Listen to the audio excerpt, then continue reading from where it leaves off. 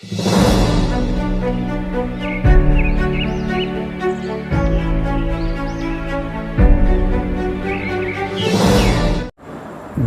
இயற்கை டிவி உறவுகளுக்கு வணக்கத்தை தெரிவித்துக் கொள்கிறோம்.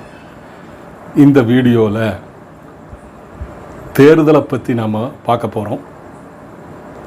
எங்கள் பகுதியில் COSIMA Coimbatore small scale industries association அவங்க சார்பாக நம்ம பொள்ளாச்சி பகுதியில் இருக்கிற பாரதிய ஜனதா கட்சி வேட்பாளர் வசந்தராஜ் அவர்கள் வருவதாகவும் அனைத்து உறுப்பினர்களும் வர வேண்டும் என்று வேண்டுகோள் விடுத்திருந்தார்கள். நானும் சென்றேன். என்னதான் நம்ம வசந்தராஜ் வேட்பாளர் சொல்கிறாரு, என்னென்ன திட்டங்கள் வச்சுருக்காருன்னு நம்ம கேட்டு நம்ம டிவியில் மக்களுக்கு கொடுக்கலாங்கிறதுக்காக போயிருந்தேன். திரு வசந்தராஜ் அவர்கள் ஏற்கனவே எனக்கு தெரியும். ஏன்னா நம்ம பகுதியில் வெள்ளலூர் குப்பைக்குடோனுக்கு பக்கத்தில் தான் அவங்களுடைய வீடு இருக்குது. பலமுறை வெள்ளலூர் குப்பைக்குடோனுக்கு குரல் கொடுத்துருக்காரு. நம்ம ஏற்கனவே போத்தனூர் ரயில்வே ஸ்டேஷனில் பல திட்டங்களை சொல்லியிருந்தோம். அந்த போத்தனூர் ரயில்வே ஸ்டேஷனுக்கு வேண்டிய உதவிகளை செய்வதற்காக வசந்தராஜ் அவர்கள் திரு அண்ணாமலை அவர்களை அழைத்து இங்கிருந்து டெல்லிக்கு போய் இங்கே இருக்கிற அந்த போத்தனூர் ரயில்வே நிலையத்தில் இருக்கிறவங்களையும் கூப்பிட்டு போய் முதல்ல 22 கோடி சேங்ஷன் ஆனதை அங்கே போய் இருந்து 100 கோடி ரூபா பணம் ஒதுக்கிட்டு வந்தாங்க. அது நல்லாவே எனக்கு தெரியும். அதனால் அது தெற்கு பகுதி நல்லா வளரணுங்கிறது அவருக்கும் ஒரு அக்கறை இருக்குது. அவர் இது என்ன தான் சொல்லி வாக்கு சேகரிக்கிறார் அப்படிங்கிறத பார்க்குறதுக்கு போயிருந்தோம். கொசிமா ஒரு நல்ல வெல்ஃபேர் அசோசியேஷன், எந்த கட்சி சார்பற்றது இருந்தாலும் இந்த மாதிரி உள்ளூரில் இருக்கிறதுனாலையும் வாய்ப்பு இருக்கிறவங்கள கூப்பிட்டு தொழிற்சாலைக்கு தேவையான அவசியமான சில கோரிக்கைகளை எழுதி கொடுப்பாங்க. அதுக்காக அழைச்சிருக்காங்க. வாங்க நாம் அந்த விழாவில் போய் என்ன பேசுகிறாங்கன்னு பார்க்கலாம். பொள்ளாச்சி நாடாளுமன்றத்தினுடைய என்டிஏ கூட்டணியினுடைய வெற்றி வேட்பாளர் மதிப்பிற்குரிய அருமை சகோதரர் வசந்தராஜன் அவர்கள் இன்றைய தினம் நம்மிடையே வாக்கு சேகரித்து வருகை தந்திருக்கின்றார்கள். இந்த நல்ல தருணத்திலே கொசிமாவுக்கென்று பல்வேறு கோரிக்கைகளை நாங்கள் பட்டியலிட்டு உங்களிடம் கொடுக்க கடமைப்பட்டிருக்கின்றோம். இந்த தருணத்திலே எங்களுக்கு தேவையான கோரிக்கைகளை எல்லாம் உங்களிடத்திலே கொடுத்து நீங்கள் இந்த பாராளுமன்ற தேர்தலிலே மிகப்பெரிய வெற்றியை பெற்று ஒரு மகத்தான நாடாளுமன்ற உறுப்பினராக இந்த தமிழகத்தினுடைய மேற்கு மண்டலமாக இருக்கின்ற இந்த கொங்கு மண்டலத்திலே நீங்கள் ஒரு அருமையான ஒரு நாடாளுமன்ற உறுப்பினராக தமிழகத்தினுடைய எந்த நாடாளுமன்ற உறுப்பினரும் செய்ய முடியாத காரியங்களை எல்லாம் செய்து ஒரு மிகச்சிறந்த பார்லிமெண்டேரியனாக நீங்கள் வலம் வர வேண்டும் என்று ஒட்டுமொத்த கொசிமாவின் சார்பிலே உங்களை நேரத்திலே வாழ்த்துக்களை தெரிவித்துக் கொள்கிறோம். படித்த இளைஞர், நீங்கள் பண்புள்ளவர், இந்த பகுதியைச் சேர்ந்தவர் என்கின்ற அதற்கு மேலாக இந்த கோவையினுடைய மேற்கு மண்டலத்திலே இருக்கின்ற இந்த மண்ணுக்கென்று ஒரு மிகப்பெரிய கலாச்சாரம் இருக்கிறது. அந்த கலாச்சாரத்தினுடைய ஒரு மகனாக நீங்கள் விளங்கிக் கொண்டிருக்கின்றீர்கள்.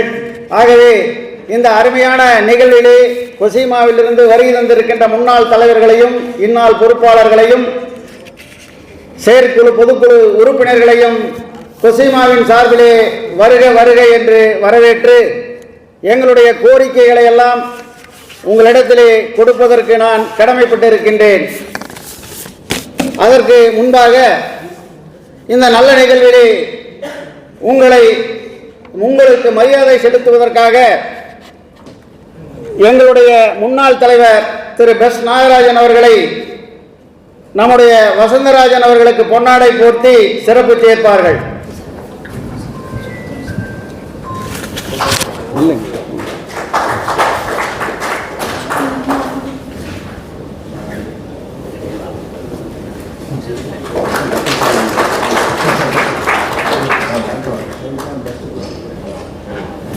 அடுத்தபடியாக தமிழகத்தினுடைய தேர்தல் பொறுப்பாளராக இன்றைய தினம் வருகை தந்திருக்கின்ற அரவிந்த் மேனன் அவர்களுக்கு இமிடியேட் பாஸ்ட் பிரசிடென்ட் நல்லதம்பி அவர்கள் பொன்னாடை போர்த்தி சிறப்பு சேர்ப்பார்கள்.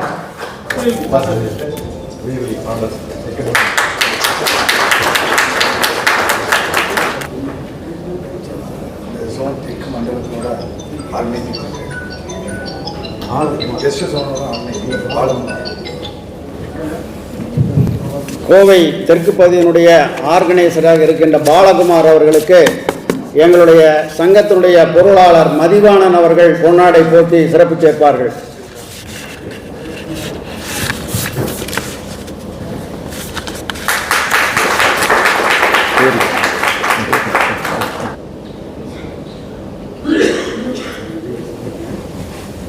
கொசிமாவினுடைய கோரிக்கைகளை கொசிமா சங்கத்தினுடைய செயலாளர் அருமை சகோதரர் ராஜசேகரன் அவர்கள் பாராளுமன்ற பொறுப்பாளர் அவர்களிடமும் பாராளுமன்ற வேட்பாளர் அவரிடமும் இன்றைய தினம் வழங்குகிறார்கள்.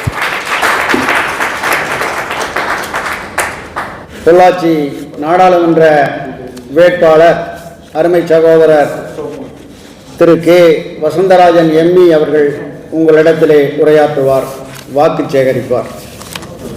நம்மளுடைய குறிச்சி கொசிமா உடைய இந்த நிர்வாகிகளுடைய கூட்டத்தில் இந்த பகுதியுடைய வேட்பாளராக இங்கே வந்து உங்களுடைய கலந்து பேசுவதற்கு வாய்ப்பு கொடுத்த தலைவர் நடராஜன் அவர்களே, செயலாளர் ராஜசேகரன் அவர்களே, பொருளாளர் மதிவாணன் அவர்களே, வைஸ் பிரசிடென்ட் லோகநாதன் அவர்களே, ஜாயின்ட் செக்ரட்டரி சவுந்தரராஜ் அவர்களே, ஜாயின்ட் செக்ரட்டரி குமார் அவர்களே, ஜாயின்ட் செக்ரட்டரி சிஜு அவர்களே, பழனி தம்பி அவர்களே மற்றும் இங்கே இருக்கக்கூடிய அனைவருமே எனக்கு ரொம்ப நெருக்கமானவர்கள், ரொம்ப நெருங்கியவர்கள். நம்ம பார்ட்டிக்கும் நிறைய விதத்தில் சப்போர்ட் பண்ணவங்க இங்கே நிறையா பிஸ்னஸ் தலைவர்கள் இருக்கீங்க, பெரிய பெரிய ஃபெடரேஷன்ஸோட பிரசிடென்ட்ஸ் இருக்காங்க, பாஸ்ட் பிரசிடென்ட்ஸ் இருக்காங்க, நிறைய பேர் இருக்கக்கூடிய ஒரு கொசிமாவுடைய நிர்வாகிகளும் தாண்டி நம்ம குடும்பத்துக்குள்ளே இருக்கக்கூடிய நிர்வாகிகளாக பலர் இங்கே இருக்கிறாங்க. அது வந்து பார்க்கும்பொழுது ரொம்ப மகிழ்ச்சியாக இருக்குது. எனக்கு இந்த வாய்ப்பை கொடுத்தமைக்கு ரொம்ப நிறைவாக இருக்கிறது. நம்மளுடைய கொசிமா ஆனது ரொம்ப சிறப்பாக செயல்பட்டு கொண்டிருக்கிறது. இந்த நாட்டுடைய முன்னேற்றத்திற்காக பெரும் பங்கு ஆற்றி கொண்டிருக்கிறது. கோயம்புத்தூருடைய வளர்ச்சியிலும் அதுவும் தென் கோயம்புத்தூரில் இந்த அளவுக்கு வளர்ச்சி இருப்பதற்காக இந்த கொசிமாவுடைய இந்த நிர்வாகிகள், இங்கே இருக்கக்கூடிய தொழிலதிபர்கள் தான் காரணம். எண்ணற்ற தொழிலாளர்களுக்கு வேலைவாய்ப்பு கொடுக்குறோம். அவங்க பக்கத்தில் இருக்கக்கூடிய பொருளாதாரமெல்லாம் வளருவதற்கு நீங்கள் தான் மைல்கல்லாக இருக்கிறீங்க. நரேந்திர மோடி எப்பொழுதுமே சொல்லுவார், ஒரு தனி மனிதர் இந்த நாட்டை வளர்ச்சி செய்ய முடியாது. அது பிரைம் மினிஸ்டராக இருந்தாலும் சீஃப் மினிஸ்டராக இருந்தாலும் அவர் நினைத்து இந்த நாட்டை வளர்ச்சி செய்ய முடியாது. எல்லாரும் சேர்ந்து எல்லாரும் சேர்ந்து இந்த நாட்டை வளர்ச்சி தான் செய்ய முடியும் அப்படின்றதான் நம்மளுடைய பிரைம் மினிஸ்டருடைய தத்துவம். அதனால் நம்ம அனைவருமே உடைய உழைப்பு, அனைவரும் ஒரே சிந்தனை, நாமும் முன்னேறணும், இந்த நாட்டையும் முன்னேற்றணும் அப்படின்ற ஒரு சிந்தனை தான் இன்றைக்கி இந்த நாட்டை இந்த அளவுக்கு முன்னேற்றி வந்து கொண்டிருக்கிறது. நான் இன்ஜினியரிங் தொழிலில் இல்லைன்னா கூட என்னை பற்றி சொல்லணும் அப்படின்னு சொன்னால் நான் போத்தனூரில் தான் இருக்கேன். என்னோட 26 வருடம் கட்சியில் பணி செய்யும் பொழுது குறிச்சி மண்டல் தான் பேர் இருக்கும். 26 வருஷமாகவே என்னோடய மண்டல் எதுனா குறிச்சி மண்டல் தான் இருக்கும். இங்கே தான் நான் ஒரு 2 ஸ்கூல் ரன் பண்ணிட்டுருக்கேன். நான் கன்ஸ்ட்ரக்ஷன், ரியல் எஸ்டேட்லாம் பண்ணிட்டுருக்கோம். இன்ஜினியரிங் ஃபீல்டு இல்லைனாலும் நான் பேசிக்காக I do from a business family. ஒரு பிஸ்னஸ் பண்ணும்போது எவ்வளோ கஷ்டங்கள் இருக்கும் அப்படின்றது உங்களுக்கு எப்படி தெரியுமோ அதே அளவுக்கு எனக்கும் தெரியும். ஒவ்வொரு பிஸ்னஸ் பண்ணும்போது அப்ரூவலுக்கு போகும்போது எவ்வளோ கஷ்டப்படுறோம் நம்ம. நான் ஸ்கூல் வச்சுருக்கேன். ஸ்கூலுக்கு அப்ரூவல் போகணுன்னா ஒன்றுமே இல்லை, 35 லட்ச ரூபா கேட்குறாங்க. வேறு வழியே இல்லை. நானும் பிஜேபி தலைவராக இருந்தால் கூட கொடுத்து தான் வாங்க வேண்டிய சூழ்நிலை இருக்குது. அந்த மாதிரி பிளான் அப்ரூவலுக்கு போகணுன்னு சொன்னால் முதல்லலாம் ஒருத்தங்களுக்கு பணம் கொடுத்துட்டு இருந்தோம். பிளான் அப்ரூவலுக்கு போனால் ஒரு அமைச்சருக்கு. இப்போ பிளான் அப்ரூவலுக்கு போகும்போது ஒரு அமைச்சருக்கு பணம் கொடுக்கணும். முடிச்சுட்டு வந்தோன்னா பேரூராட்சியில் இருக்க நேரு அவர்களுக்கு பணம் கொடுக்கணும். இதோட முடிஞ்சிருச்சுன்னு பார்த்தா பத்திரம் பதிவு பண்ண போகும்போது மூர்த்தி அவர்களுக்கு பணம் கொடுக்கணும். இந்த மாதிரி இப்போ ஒரே பணத்தை 3 பேர் கொடுக்கக்கூடிய அளவுக்கு இது மாதிரி நிறையா விஷயத்தில் அவங்களுக்கு பொல்யூஷனாக இருக்கட்டும், புது கம்பெனிக்கு அப்ரூவல் வாங்குறதாக இருக்கட்டும், புது கம்பெனிக்கு பர்மிஷன் வாங்குறதா இருக்கட்டும், நீங்கள் எவ்வளோ கஷ்டப்பட போகிறீங்கன்னு தெரியும். ஆனால் அரசியல்வாதிகளுக்கு என்ன ஒரு ஃபீலுன்னா, பிஸ்னஸ் பண்ணுறவனா கொள்ளையடிக்கிறான் அப்படின்ற மாதிரி ஒரு எண்ணம் இருக்குது எல்லா அரசியல்வாதிகளுக்கும். பிஸ்னஸ் பண்ணோம்னா ஏதோ பணம் நிறையா கொள்ளையடிக்கிற மாதிரி. அந்த பிஸ்னஸ் பண்ணுறவங்க எவ்வளோ கஷ்டப்பட்டு, எவ்வளோ வெளியே பேங்க்லேருந்து லோன் வாங்கி, எவ்வளோ வெளியிருந்து சில டைம் கடன் வாங்கி, சில டைம் பிஸ்னஸில் ஏற்ற இறக்கம் இருக்கும். நம்மளோட ஸ்டீல் ப்ரைஸ் எல்லாம் அப்ஸ் அண்ட் டவுன்ஸ் நிறையா இருக்கும், லேபர் இஷ்யூஸ் நிறையா இருக்கும், சப்ளை பண்ணியிருப்போம், பேமெண்ட் நிறைய பேர் கொடுத்துருக்க மாட்டாங்க, லாஸ் ஆகி போயிருப்பாங்க. இதெல்லாம் பிஸ்னஸ் பண்ணும்போது தான் அந்த கஷ்டம் தெரியும். எவ்வளோ பேர் நல்லா இருந்தவங்க, ரொம்ப பெரிய இடத்துல இருந்தவங்களாம் பிஸ்னஸ் பண்ணி ஒன்றும் இல்லாமல் கூட இருக்காங்க. நிறைய பேர் கஷ்டமும் பட்டிருப்பாங்க. அதனால் நான் இப்போ ஸ்கூல் நடத்தும்போது அடிக்கடி சொல்லுவேன், கவர்மெண்ட் நம்மளை பார்க்குற பார்வையிலே தப்பு இருக்குது. நாம் இந்த நாட்டோட முன்னேற்றத்துக்காக பார்ட்டிசிபெண்ட்ஸாக நம்ம இருக்கோன்றது இந்த கவர்மெண்ட்டுக்கு புரியறதில்ல. கவர்மெண்ட்டுக்கு முதல் புரியணும், we the business people are the part of the persons who are building the nation. இந்த நாட்டை முன்னேற்றதுக்கு நான் பார்ட் அப்படின்றத எந்த அரசியல்வாதிக்கும் தெரியறதில்ல. எல்லா அரசியல்வாதிகளோட கண்ணோட்டத்தில் பிஸ்னஸ் பீப்புள்னா நிறைய கமர்ஷியலாக ஏமாற்றி பணம் நிறையா வச்சுருக்காங்க அப்படின்ற கண்ணோட்டம் எல்லாத்துக்கும் இருக்குது. அரசியல்வாதிகள் டொனேஷன்ஸ் கேட்குறது நிறையா இருக்குது. ஆனால் அது பிஸ்னஸ் பண்ணி பணம் சம்பாதிக்கும் போது தான் அந்த கஷ்டங்கள் தெரியும். ஆனால் ஒன்றும் தெரியாது, உங்கள் ஃபீல்டில் என்னெல்லாம் பிரச்சனை இருக்குது அப்படின்றது என்னை விட இங்கே இருக்கக்கூடிய எல்லாத்துக்கும் தெரியும். எனக்கு பெருசாக தெரியாது. உங்கள் ஃபீல்டில் பர்டிகுலராக இப்போ தான் ஐயா சொன்னார், ராஜசேகரன் ஐயா கொடுத்தாங்க, நிறையா பிரச்சனைகள் இங்கேயும் இருக்குது அப்படின்றாங்க. ஆனால் என்ன உங்களுக்கு என்ன உறுதி கூறுகிறோம்னா, இதுவரை ஒரு எம்பி கூட இந்த பகுதியிலிருந்து நம்ம பார்லிமெண்ட்டுக்கு போனதில்லை, இந்த பகுதியிலேருந்து ஒரு எம்பி கூட போட்டி போட்டதில்லை. நம்ம மனசாட்சியை தொட்டு பார்க்க வேண்டும் என்றால், கட்சி பல்வேறு இருந்தால் கூட நம்ம அனைவரோட எண்ணமும் நாம் வளரணும், இந்த நாடு வளரணும், நம்ம பகுதி வளரணும், நம்ம தொழில்துறை வளரணுன்ற எண்ணம் தான் எல்லாத்துக்கும். 5 வருஷத்துக்கு முன்னாடி ஓட்டு போட்டு எம்பி ஆகி போனாங்க, இந்த பக்கம் வரதே இல்லை.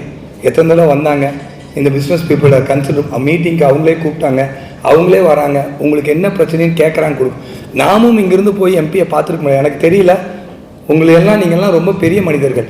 சாதாரண ஏழை கூலி தொழிலாளர்கள் ரீச் பண்ண முடியாதெல்லாம் நீங்கள் ரீச் பண்ண முடியும். ஏன்னா பல பேர் பல தொழில்களில் மிகப்பெரிய பொசிஷனில் இருக்கீங்க. அன்றைக்கி ஒருத்தர் சொன்னார், ராமசாமி ஐயா அந்த ஃபவுண்ட்ரிக்கு இந்தியா பூரா இருக்க ஏதோ ஆல் இண்டியா ஃபவுண்ட்ரியில் பிரசிடெண்ட்டாக இருக்கேன்னு வெளியூர். அந்த மாதிரி நீங்கள்லாம் பெரிய மனிதர்கள். நான் உங்களை இதயபூர்வமாக கேட்குறேன், எத்தனை பேர் எம்பியை அவர் வீட்டில் போய் நீங்கள் பார்த்துருக்கீங்க? எனக்கு தெரியாது, தெரிஞ்ச பழைய எம்பியை யாராச்சும் பார்த்துருக்குமாங்க? பாருங்கள் நமக்கு நிலைமை எப்படி இருக்கும்னு சொல்லி. நம்ம ஒரு எம்பிக்கு ஓட்டு போடுறோம், இங்கே இருக்கக்கூடியவர்களாம் மிகுந்த பலம் வாய்ந்தவர்கள், பல கோடிகள் டேர்ன் ஓவர் பண்ணக்கூடியவங்க, ஒவ்வொருத்தங்கிட்டையும் 500,000 ஸ்டாஃப்ஸ் லேபர்ஸ் வேலை செய்யக்கூடியவங்க. நீங்களே போய் எம்பியை ரீச் பண்ண முடியலன்னா இந்த ஊரில் இருக்கக்கூடிய ஏழை எளிய மக்கள் இந்த எம்பியை ரீச் பண்ண முடியுமா? கொஞ்சம் வச்சு சொல்லுங்கள். எங்கேயோ ஒவ்வொரு முறையும் எங்கேயோ ஒரு எம்பி இருப்பாங்க, ஓட்டு போட்டு 5 வருஷம் எதுவுமே பண்ணலை, மறுபடியும் எம்பியை மாற்றுறாங்க, வேறு எம்பி கேண்டிடேட் கொடுக்குறாங்க. அது மாதிரி இல்லாமல் இந்த பகுதியில் எண்ணற்ற பிரச்சனைகள் இருக்குது. நீங்கள் சிக்கோவை தாண்டி நம்ம வாழணும்னா வெள்ளலூர் குப்பை கிடங்கு 2 லட்சம் பேர் வாழ்கிறோம். இப்போ வாசல்லாம் இங்கே வரைக்கும் வந்துருச்சு, இது வரைக்கும் எங்கேயோ இருக்குது, வெள்ளலூரில் இருக்குது, கோனாய்க்காம்பாளையத்தில் இருக்குது, ஸ்ரீராம் நகரில் இருக்குது, விட்டுருவோம். இன்றைக்கி எல்ஐசி காலனிக்கு வந்துருச்சு, நீங்கள் இருக்கிற எல்லா வீதிக்கும் வாசம் வந்துருச்சு, நம்ம வாழ முடியல. நல்ல காற்று நமக்கு இல்லை, கிரவுண்ட் வாட்டர்லாம் எல்லோ கலரில் ஆயிடுச்சு, மஞ்சள் ஆயிடுச்சு. நீங்கள் நினைத்து பாருங்கள் எவ்வளோ மோசமான சூழ்நிலையில் இருந்து கொண்டிருக்கிறோம். குப்பை கிடங்கு தீர்வே இல்லை. பல முறை அண்ணாமலை அவர்களையும் முருகன்ஜியும் அழைத்து கொண்டு போய் அஸ்வினி குமார் சௌபே சந்திச்சு, என்விரான்மெண்டல் மினிஸ்டர் சந்தித்து இதுக்கு ஒரு கமிட்டி போட்டு ஆய்வு செய்ய வச்சோம். அர்ஜுன் ராம் மெக்வால் சட்டத்துறை அமைச்சரை பார்த்து என்ஜிடிக்கு கிரீன் ட்ரிபியூனலுக்கு ரெஃபரன்ஸ் பண்ண சொல்லியிருந்தோம். இதையெல்லாம் போய் பார்த்தோம்.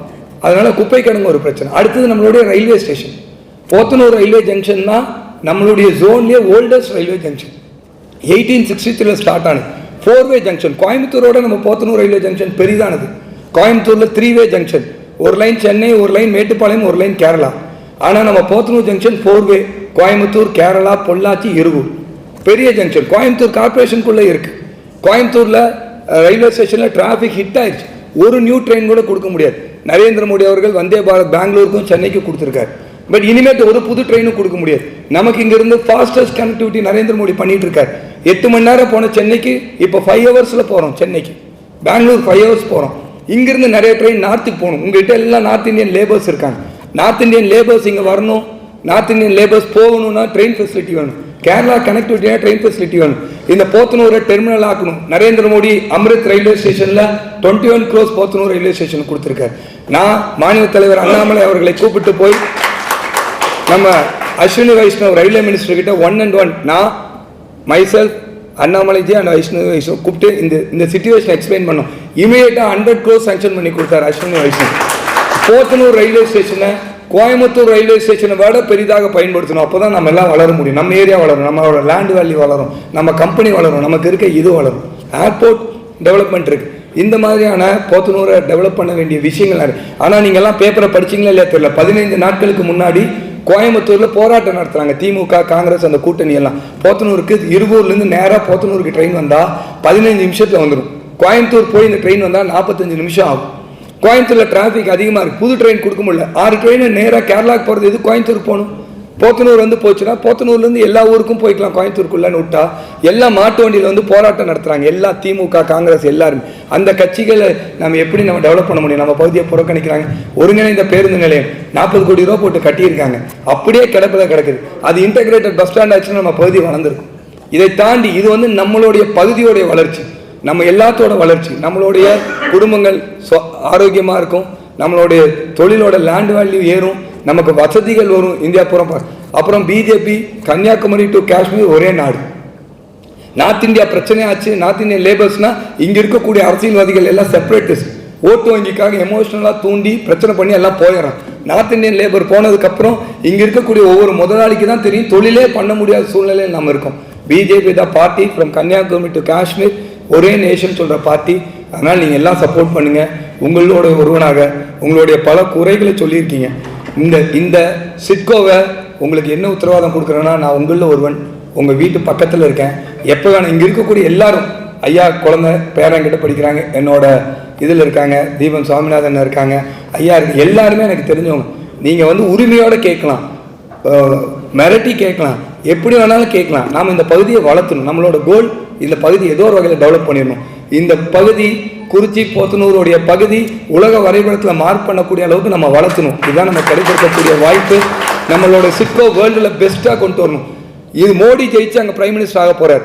இந்த ஏடிஎம்கே டிஎம்கே ஜெயிச்சு அங்கே போய் டீ காஃபி சாப்பிட்டு பார்லிமெண்ட் கேன்டீனில் வர போகிறாங்க. இங்கே பிஜேபி கேண்டிடேட் ஜெயிச்சாதான் அங்கே போய் ஃபண்ட்ஸ் வாங்கிட்டு வர முடியும். 1000 crores 600 கோடி ரூபாய்க்கு ரோடு போட்டோம். பொள்ளாச்சி டு கோயம்புத்தூர் கனெக்டிவிட்டி எப்படி இருக்குது? 600 crores நரேந்திர மோடி நிதின் கட்கரி அவங்க கொடுத்தாங்க. நிறைய 1000 crores இங்கே கொண்டு வரோம். உங்களுக்கு எல்லா ஃபெசிலிட்டிஸும் பண்ணும். லேபர் தங்கருக்கு எனக்கு தெரியாது, இன்னும் அதை படிக்கல. லேபர் தங்கருக்கு ஏதாச்சும் ஒரு பெரிய ஹவுசிங் மாதிரி கட்டணும், நிறைய ரிசர்ச் சென்டர் மாதிரி கொடுக்கணும், உங்களுக்கு நிறைய பார்க் மாதிரி என்னெல்லாம் எனக்கு தெரியாது. உங்களுக்கு என்னோட அதிகமாக தெரியும். நீங்கள் சொல்லுங்கள், எனக்கு தெரியாது. வாங்க நம்ம டெல்லி போகலாம், உட்காரலாம், பேசி அங்கே இருந்து நலத்திட்டங்களை பெற்று வந்து நிச்சயமாக இந்த பகுதியை வளர்த்துவோம். ஒரு முறை வாய்ப்பு கொடுங்கள். உங்ககிட்ட வேலை செய்கிறவங்க, உங்களோட ஃப்ரெண்ட்ஸு எல்லாத்தையும் சொல்லி இந்த தடவை காலம் நல்லா மாறி இருக்கு. பயங்கரமான வைப்ரேஷன் மோடி அவர்களுக்கு, அண்ணாமலை அவர்களுக்கு பயங்கரமான வைப்ரேஷன். இந்த டைம் விட்டால் இனி தமிழக அரசியலை தூய்மை பண்ண முடியாது. ஆதரவு கொடுங்கள். நேரம் இல்லாத காரணத்தினால் ஆதரவு கொடுங்கள். நிச்சயமாக உங்களில் ஒருவனாக, உங்களுக்காக உழைக்கக்கூடிய ஒருவனாக இருப்பேன். நன்றி, வணக்கம். நிச்சயமாக உறுப்பினர்களுக்கு இப்போ நம்ம வேட்பாளர் வந்தபடியே அவர் என்ன செய்ய போகிறார் என்று பல கருத்துக்களை உங்களிடம் முன்வைத்து வாக்கு சேகரிக்கிறார்கள். எங்களுக்கெல்லாம் ஒரு பெரிய கேள்வி தொடர்ந்து இருந்து கொண்டே இருக்கிறது. கோவை என்று சொன்னால் கோவையில் இருக்கின்ற அந்த எம்எஸ்எம்இ யூனிட்ஸ் பார்த்தீங்கன்னா கோவை முழுவதும் பறந்து விரிந்து இருக்கிறது.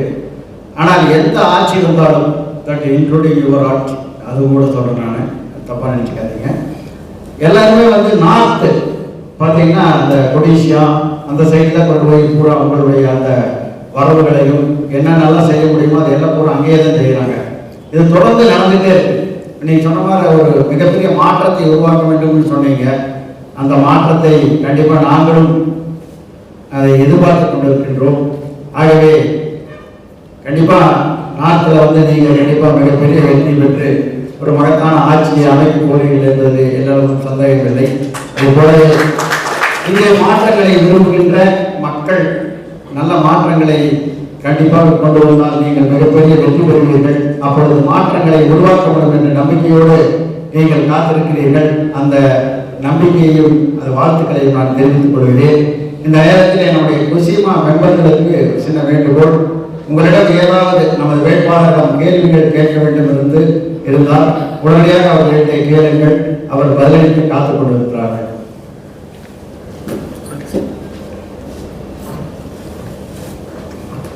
ஓப்பனாக கேட்கலாம் நீங்கள் எல்லாம்.